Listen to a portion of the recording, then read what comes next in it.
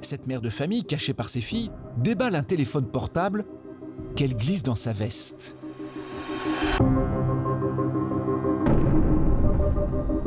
Au linéaire alimentation animale, cette cliente dérobe un collier pour chien.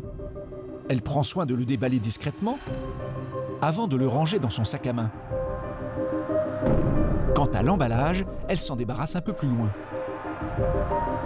Au rayon très sensible des cosmétiques, les voleuses sont tenaces. Une première faucheuse attaque l'emballage d'un vernis à ongles avec les dents. En vain, il ne cédera pas. Mais sa complice ne se donnera pas autant de mal. Elle conserve l'emballage, quitte le rayon ultra surveillé et cache plus loin son larcin dans son décolleté. Un peu plus loin, au linéaire vidéo, un jeune voleur s'en prend à la protection anti-vol d'un DVD avec une paire de ciseaux. Enfin, au rayon alimentaire, une mère de famille dérobe sous les yeux de ses enfants des produits frais. Jusqu'ici, ce rayon était plutôt épargné par la fauche, mais avec la crise et le pouvoir d'achat en baisse, il est de plus en plus visé par les faucheurs. C'est ce que constate Mohamed, un des plus anciens vigiles du magasin. Il a 15 ans de service et à son actif, des centaines de voleurs pris la main dans le sac. Nous sommes samedi, les 16h, un jour d'affluence, quand tout d'un coup, il cible une vieille dame dont le comportement lui paraît bizarre. En fait, en général, c'est des gens qui regardent gauche-droite, qui ont un habillement un petit peu bizarre. Et son flair va payer. Au détour d'une allée, elle cache un article dans la poche arrière de son cabas en prenant soin de le dissimuler sous des sacs plastiques.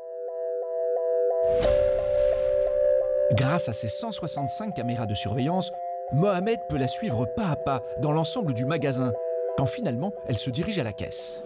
On va voir s'il va remettre l'article ou pas. Et là, Mohamed remarque qu'elle ne sort pas l'article qu'elle a caché dans la poche arrière de son chariot. On va faire une petite interpellation.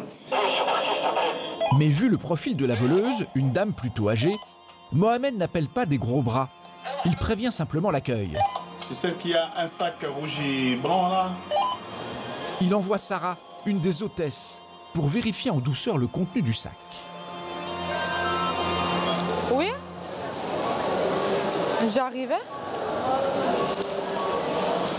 Bonjour, vous avez oublié un truc dans la poche zippée là? Vous n'avez pas oublié quelque chose? Non. Ah ben il y a ça, ouais. Bon, tiens. Je te remercie. Ça arrive à tout le monde, c'est pas grave. Ouais. Je vous remercie. De rien. Pas d'interpellation ni même de sermon. L'hôtesse se contente juste de lui faire payer l'article. Mais le plus étonnant, c'est que la vieille dame n'a pas volé une bouteille de Grand Cru ou des cosmétiques, mais un simple fromage de chèvre à 2,50 €. Et vous allez comprendre pourquoi. On vous a vu shipper. C'était trop cher, votre article? Oui, c'est cher. Ça coûtait très cher ou... C'est par quoi? C'est par nécessité que vous avez fait ça? C'est par nécessité, oui. C'est-à-dire, vous avez des fins de mois difficiles ou... En fait, cette vieille dame nous expliquera qu'elle est veuve avec une toute petite retraite et qu'elle a du mal à joindre les deux bouts. Hors caméra, elle nous confiera avoir fauché ce fromage pour s'offrir un petit plaisir à Noël, qu'elle se refuse d'habitude faute d'argent. Un type de vol bien particulier qui concerne l'alimentaire et qu'on appelle le vol de nécessité.